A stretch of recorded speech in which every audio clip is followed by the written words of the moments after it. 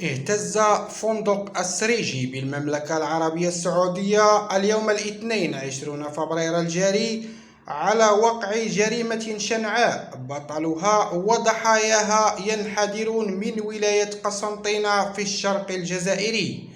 ووفق ما أفادت به وسائل الإعلام الجزائرية، فقد أقدم معتمر جزائري على قتل صديقين له معتمرين في البقاع المقدسة بالمملكة العربية السعودية دون الكشف عن دوافع الجريمة المروعة. وأوضحت المصادر ذاتها أن الجريمة وقعت بمقر إقامة المعتمرين الضحيتين بعد شجار نشب مع مواطنهما الجاني.